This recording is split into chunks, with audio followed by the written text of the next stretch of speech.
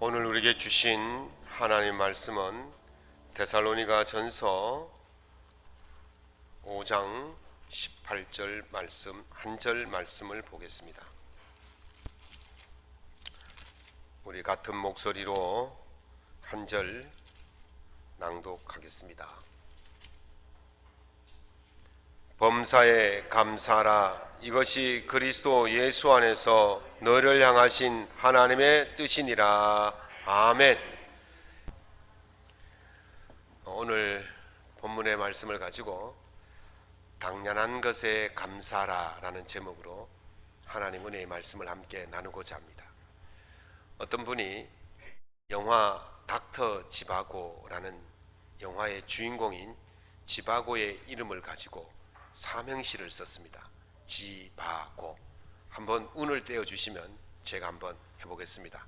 한번 운을 떼어주시기 바랍니다. 첫째, 지금 이 순간, 바로 이 순간, 고맙습니다. 그래 했다는 거. 예. 제가 박수 받을 일은 아닌데요. 어쨌든 우리가 주변을 살펴보면 지금 이 순간, 바로 이 순간 고맙고 감사할 일이 넘쳐납니다. 옆에 계신 분이 같이 있어 준 것이 고맙고, 또 같이 예배 드릴 수 있었던 것이 고맙고, 예배 드릴 수 있는 기회를 주신 그 하나님이 고맙고 감사한 거죠. 그래서 우리가 살펴보면 지금 감사하는 것, 바로 감사할 수 있는 것들이 넘쳐나는 것이죠. 제가 베트남을 방문한 적이 있었습니다. 신고 간 신발이 워킹하라서 땀도 차고 또 무겁고 불편했습니다. 그래서 저녁을 먹고 호텔 주변을 어슬렁거리는데 신발 가게가 하나 있더라고요. 그래서 그 신발 가게에 들어갔죠. 그런데 그 신발 가게는 한 종류의 신발만 파는데 슬리퍼만 파는 거예요. 어떻게 제 마음을 그렇게 잘 알고 있는지. 그래서 들어가서 봤더니만 슬리퍼가 구멍도 송송송 나 있고 뒤꿈치를 잡아주는 그런 역할을 하는 샌들형 슬리퍼였어요. 신어보니까 너무 편하고 시원하고 좋더라고. 그래서 얼른 사서 호텔로 돌아와서 일행들에게 자랑을 했더니 일행들이 우르르 가가지고 너도 나도 다 한 컬레씩 사서 신고는 여행 내내 그 신발만 신고 여행을 했어요. 참 시원하게 발이 편하게 여행을 했죠. 그런데 말이죠, 그렇게 편하게 여행을 한 사람들 중에 그 슬리퍼에게 감사한 사람이 한 사람도 없더라고요. 그 슬리퍼 가게가 호텔 옆에 있는 것에 대해서 감사한 사람도 없고, 호텔 옆에 슬리퍼 가게가 있는 것에 감사한 사람도 없고, 그 슬리퍼 가게가 있는 곳에 호텔을 잡아준 사람도 없고, 그 슬리퍼 가게가 거기 있다고 알려준 저에게도 감사한 사람이 아무도 없더라. 그렇게 별거 아니라고 생각하겠죠. 우리가 감사하지 않고 살아가는 것은 우리 주변에 있는 것들이 너무도 당연하다고 생각하기 때문에 감사를 하지 않습니다. 매일 아침 눈을 뜨는 것에 대해서 감사하십니까? 아침에 태양이 떠오른 것을 보면서 감사하십니까? 새가 날아다니고 숲이 우거진 모습을 보면서 감사하십니까? 여러분들이 1초라도 숨을 쉬지 않으면, 공기가 없으면 답답할 텐데 그걸 답답함을 느끼지 않고 계속해서 공기를 흡입하는데 거기에 대한 감사가 있습니까? 아침에 눈을 뜨면 함께할 가족이 있으면 감사합니까? 아무렇지도 않게 그냥 지나가죠. 제가 새벽기도 갔다 와서 집사람하고 안녕하세요 굿모닝 하면 이렇게 봅니다. 그냥 아니 인사하면 안 됩니까? 그 무슨 별난 것처럼 이렇게 보고. 왜? 당연한데, 당연하기 때문에 우리는 감사할 줄 모르고 살아가는 것입니다. 그래서 오늘은 당연하다고 여기는 그것들이 얼마나 가치 있고 얼마나 감사한 일인가에 대해서 생각해 보고자 합니다.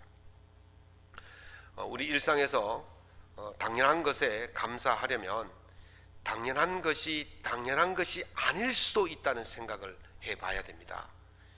여러분도 아시다시피 제가 7, 8년 전에 우리 저 구교회 리모델링을 돕다가 오른쪽 새끼 손가락을 진짜 손톱만큼 다친 적이 있습니다.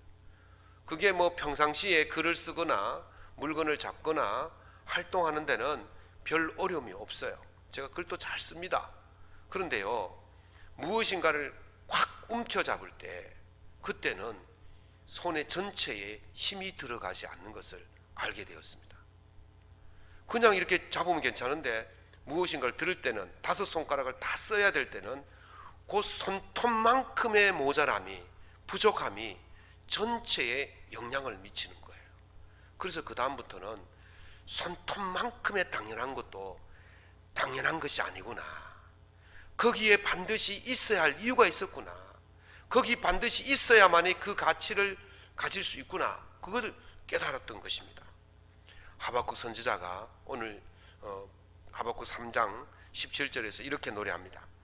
비록 무화과 나무가 무성하지 아니하고 포도나무에 열매가 없고 감람나무에 소출이 없고 밭에 먹을 것이 없고 우리의 양이 없고 외양간에 송아지가 없다, 그렇게 말합니다.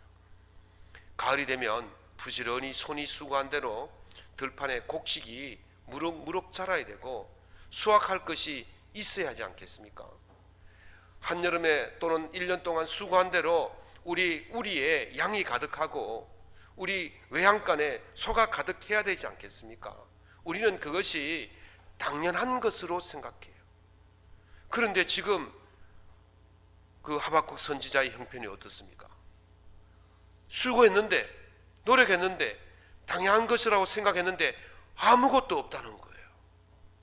당연한 것으로 생각했는데 그것이 당연하지 않을 수도 있다는 것을 말해주고 있습니다. 아수르라는 나라가 있습니다. 북이스라엘의 바로 위에 있는 나라인데 이 나라의 수도가 니느웨입니다. 이들이 너무나 악독한 일을 저질렀기 때문에 하나님께서 요나로 하여금 니느웨에 가서 너희들 나라가 망할 것이다, 이 수도가 멸망할 것이다, 그렇게 예언하라, 경고해라. 그런데 요나는요 북이스라엘 사람이잖아요. 그러니까 니느웨가 싫은 거예요. 우리 이스라엘을 괴롭히는 저 니느웨가 망하면 누가 좋겠습니까? 우리 이스라엘이 좋은 거예요. 그래서 가지 않으려고 도망을 갑니다. 또 가서 전해봐야 하나님은 자비로우시고 인자하신 분이기 때문에 그 니느웨 성이 혹시 경고를 듣고 회개하면 하나님께서 또 마음이 약하셔가지고 또 용서해주면 자기가 전한 것이 헛것이 되잖아요. 그래서 전하지 않으려고 도망을 갔어요. 그런데 고생하고 다시 니느웨 성 앞으로 떨어졌지 않습니까? 그리고 이 노아가 이 니느웨 성이 얼마나 큰지 3일을 걸어야 다 도울 수 있는 그런 성읍이래요. 그런데 하루만 돌았는데도 이 니느웨 성의 왕으로부터 시작해서 일반 백성 그리고 짐승에 이르기까지 전부 다 제에 앉아가지고 회개를 했다는 거예요. 하나님께서 그것을 보시고 니느웨 성을 멸망하지 않기로 하셨습니다. 그러니까 요나가 화가 났어요. 하나님, 제가 안 한다고 했지 않습니까? 하나님께서 그렇게 용서해 주실 것을 아시기 때문에 제가 안 한다고 그랬는데 저를 억지로 끌고 와가지고 전하게 하시고 제가 지금 뭐가 되겠습니까? 차라리 저를 죽여주십시오. 쪽팔려서 못 살겠습니다. 그래서 자기가 했는 말이 거짓말이 되었지 않습니까? 내가 거짓말장이가 되었지 않습니까? 차라리 나를 죽여주십시오. 그러면서 하나님께 항의를 하면서 니느웨 성 동쪽에 나가가지고 광야에 나가가지고 나를 죽이든지 니느웨 성을 멸망시키든지 둘 중에 하나 하십시오. 요거는 본문에 없습니다. 제 생각에. 그러면서 니느웨 성에 그 동쪽에 앉아가지고 이렇게 합니다. 니느웨 성이 어떻게 될지를 보고 있었다 그랬어요. 그 말이 무슨 뜻입니까? 니느웨 성을 멸망시키든지 나를 죽이든지 둘 중에 하나 하십시오. 그러면서 그 앉아 있는 거예요. 그런데 이게 광야잖아요. 낮 기온이 50도가 넘게 올라갑니다. 뜨거워서 못 삽니다. 그럴 때 하나님께서 니느웨에게 박넝쿨을 자라게 해주셨어요. 그리고 그 박넝쿨이 이렇게 요나를 덮고 있었어요. 우리 장로님이 지난 봄에 호박을 심어 놓으셨지 않습니까? 그 호박의 줄기가 얼마나 잘 자라는지 이 퍼리도요 제 얼굴보다 더 큽니다. 예. 그게 제 얼굴 한 두세 장 정도 될 정도로 커요. 그런 것들이 위에 탁 덮고 있으면 얼마나 그늘이 되겠습니까? 그때 요나가 기뻐했다고 그래요. 하나님께서는 요나를 위해서 그늘을 만들어 주시고 요나는 기뻐했어요. 밤이 되었습니다. 밤에 하나님께서 벌레를 보내셔가지고 박넝쿨을 다 갉아먹어 버렸어요. 아침에 요나가 눈을 뜨고 보니까 박넝쿨이 시들었거든요. 한 10시쯤 되니까 뜨거움이 더해졌어요. 그래서 요나가 정신을 잃을 정도가 되었다 그랬어요. 일사병이 온 거죠. 그러면서 또 화를 내는 겁니다. 하나님, 왜 박넝쿨을 다 죽였습니까? 그랬더니 하나님께서 네가 박넝쿨로 인하여 화를 내는 것이 옳으냐? 그랬더니 요나가 하는 말이 내가 죽을지라도 썩내는 것이 옳습니다. 그렇게 대드는 거예요. 감히 하나님께. 그래가지고 하나님이 그때 이렇게 말씀하십니다. 네가 밤새 자랐다가 밤새 지는 박넝쿨에 대해서도 그렇게 아끼거든. 그런데 이 니느웨 성에는 좌우를 분변치 못하는 12만 명의 사람과 수단 가축들이 있는데 내가 그것을 아끼지 아니하겠느냐, 그렇게 말씀하신 거예요. 요나는요 이 박넝쿨이 당연히 자기에게 주어진 것이라고 생각해요. 그런데 그 박넝쿨이 사라져 버리니까 무엇을 느낍니까? 당연한 것이 아닌 것을 느낀 거죠. 요나가 여기서 우리 이 요나서를 통해서 알 수 있는 것은 모든 것이 박넝쿨 하나조차도 하나님의 섭리 아래서 이루어진다는 사실인 줄로 믿으시기 바랍니다. 12만 명과 가축들이 하나님 손길 안에 있는 거예요. 그냥 우리가 당연한 것처럼 여기고 살지만은 그 당연한 것이 아무것도 없는 것이 당연한 것이 아니라 거기는 반드시 하나님의 섭리가 있고 돌보시는 손길이 있었다는 것입니다. 예수님께서 공중의 새를 보라, 심지도 않고 거두지도 않고 창고에 들이지도 않는다 그랬어요. 드레핀 백합화가 어떻게 자라는 것을 보라, 그것이 길쌈도 아니하고 수고도 아니한다 그랬어요. 공중에 나는 새가 또 드레핀 꽃들이 우리는 당연히 있는 줄 압니다. 당연히 날아다니는 줄 압니다. 그러나 그것은 당연한 것이 아니라 공중에 나는 새가 심지도 거두지도 창고에 들이지도 않아도 살 수 있도록 해주시고, 드레핀 백합화가 그렇게 아름다운 자태를 뽐내면서 살 수 있도록 해주시는 것은 그 새와 그 백합화를 들의 꽃을 돌보시는 분이 있는 줄로 믿습니다. 여러분들 우리 교회에 들어오시면 화분이 많지 않습니까? 해피트리도 있고, 저는 이름이 아는 게 해피트리밖에 모릅니다. 해피트리도 있고, 또 오늘도 여기 보면 이 꽃이 이름이 뭡니까? 양란인가요? 아름다운 꽃도 있고, 이것이 그냥 되어지는 게 아니에요. 여러분은 그냥 들어오면 어이구 화분이 잘 자랐네, 꽃이 잘 자랐네, 나무가 잘 자랐네, 그렇게 그냥 보고 지나갑니다. 아니 잘 자랐네 라고 생각하는 것만 해도 대단한 일입니다. 아무 생각 없이 그냥 지나가죠. 그러나 그것이 잘 자라도록 할 수 있도록 새벽마다 와가지고 물을 주고 이파리를 따내고 가꾸고 햇빛이 드는 곳에 냈다가 였다가 하는 그런 손길이 있었기 때문에 그게 가능한 거예요. 여러분들이 이렇게 깨끗한 시설에서 예배 드릴 수 있는 것은 그렇게 깨끗한 곳에서 예배 드릴 수 있도록 알게 모르게 수고한 분들이 있었기 때문에 그게 가능한 것입니다. 제 방에요 꽃이 하나 갖다 놓으면 일주일을 못 갑니다. 왜 그렇습니까? 기도하느라고 돌보질 않아서 그렇습니다. 말씀 보느라고 돌보질 않아서 그래요. 안 돌보면 죽는 거예요.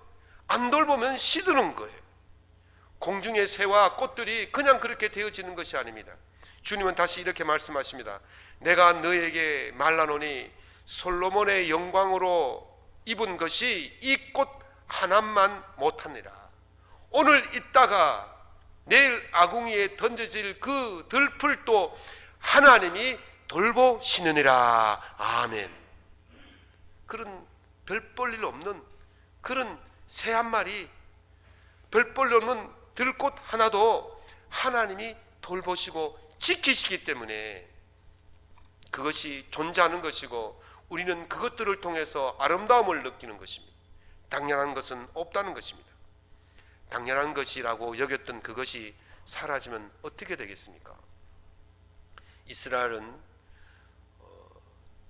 남유다는 바벨론에 의해서 멸망을 당했지 않습니까? 제가 지난주에 1차, 2차, 3차에 걸쳐서 완전히 멸망을 당했다고 그랬습니다. 그 멸망당하기 전까지 이스라엘 백성들은 예루살렘의 성전에서 방해받지 않고 예배 드리는 일은 그냥 당연한 일이라고 생각했어요. 아무 때나 오면 된다고 생각했어요. 분명히 충분히 그냥 자기에게 주어진 그 당연한 권리라고 생각했습니다. 그런데 바벨론 침공으로 이들이 다 포로로 끌려갔지 않습니까? 당연하다고 생각했던 그 일이 당연하게 되지 못했을 때에 어떤 일이 벌어지느냐? 시편 137편 1절에서 3절에 보면 이렇게 말합니다. 우리가 바벨론의 여러 강변 거기 앉아서 시온을 기억하며 울었도다. 그 중에 버드나무에 우리가 우리의 수금을 걸어 놓았도다. 그렇게 말합니다. 이것은요, 단순히 고향이 그리워서 우는 게 아니에요. 당연하다고 생각했던 그 모든 것들을 잃어버렸을 때에 그 비참함에 대한 울음이 터져 나오는 것입니다. 예루살렘 성전에서 예배드리는 것이 당연한 것으로 생각했어요. 아무 방해받지 않고 예배드리는 것이 당연한 것으로 생각했어요. 누구도 그들을 방해하지 않고 마음껏 예배드리는, 그래서 뭐 별로 귀한 것 모르고 그렇게 살았던 것입니다. 그런데 이들이 바벨론에 포로로 끌려갔잖아요. 가서 무엇을 했을까요? 그들은요, 종살이 하는 거예요. 그 바벨론의 주인들이 자기 잔치가 열리면 이 유대인들을 불러가지고 잔치를 돕는데 또 어떤 일을 돕게 하냐면 노래를 부르게 하고 또 악기를 타게 해요. 그 중에서 이 레위인들은 성전에서 찬양대도 하고 악기도 타는 사람들이었거든요. 그러니까 그들이 가수예요, 가수. 예. 그리고 악기를 잘 다루는 거예요. 그러니까 이 레위인들을 불러다가 뭘 했냐면 자기들의 잔치에 노래를 부르게 하고 악기를 다루게 했단 말이죠. 이 사람들이 예루살렘에 있을 때 성전에서 누구를 위해서 썼습니까?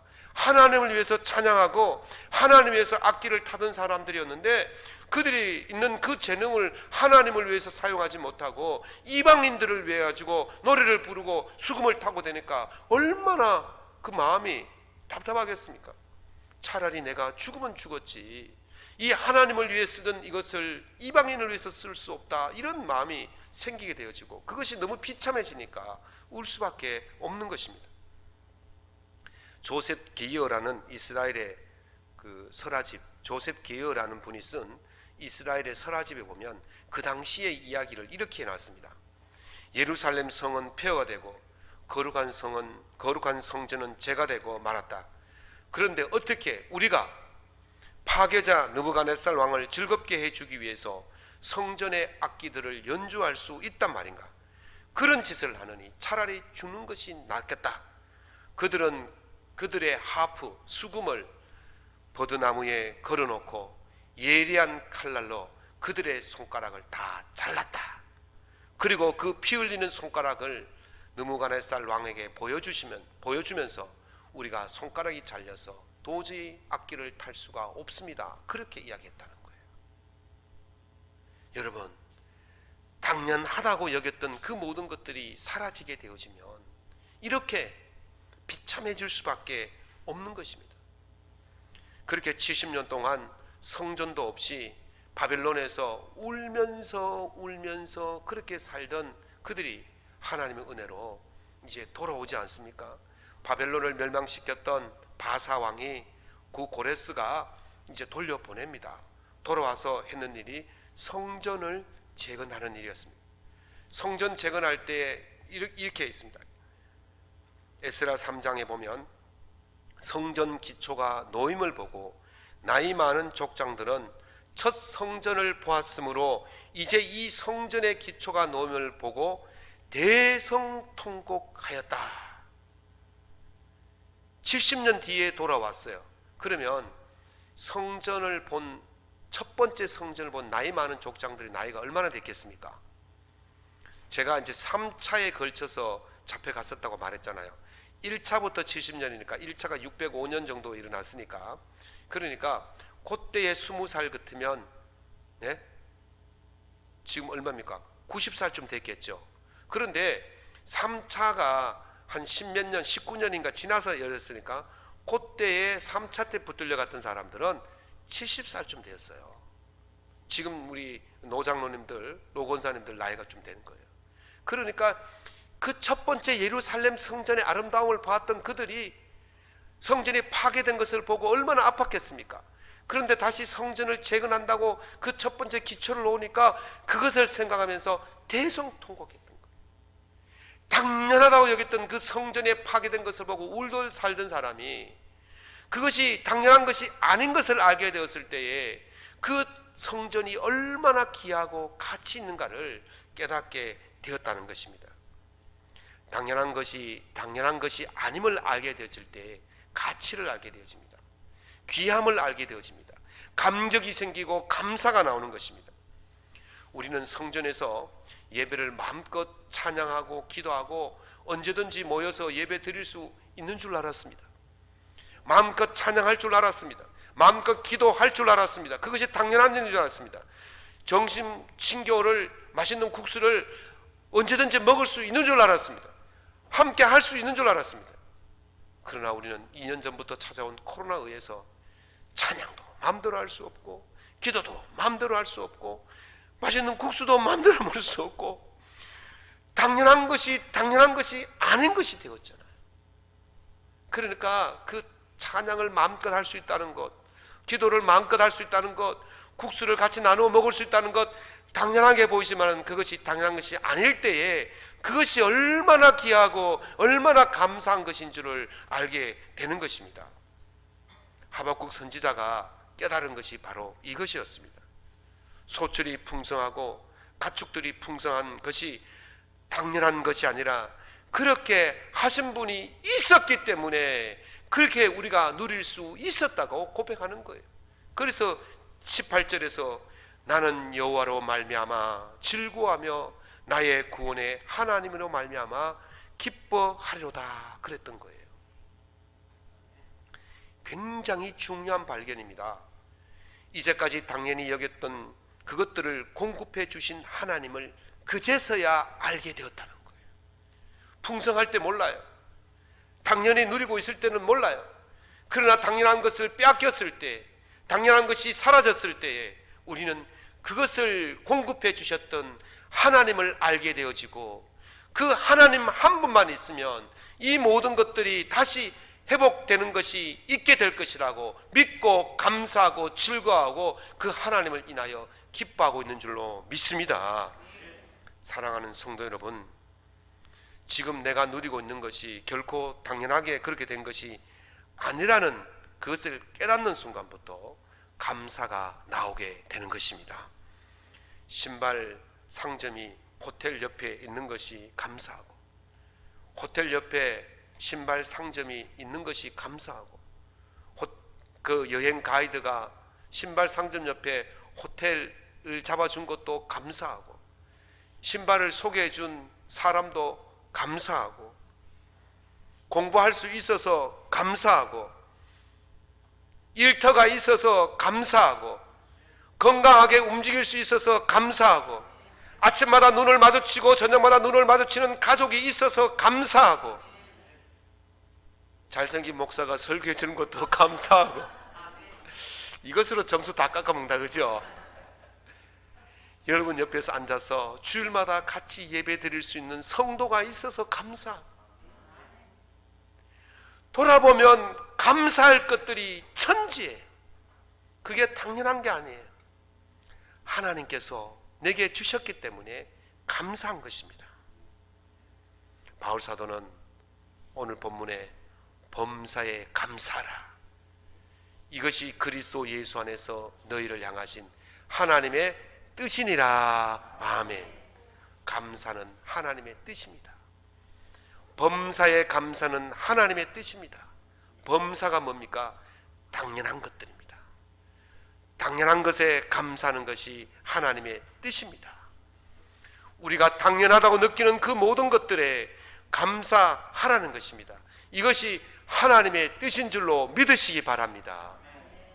하나님의 뜻을 생각하시면서 일상의 모든 것들에, 일상의 모든 당연한 것들에 감사하시면서 살아가시기를 예수님 이름으로 축원합니다.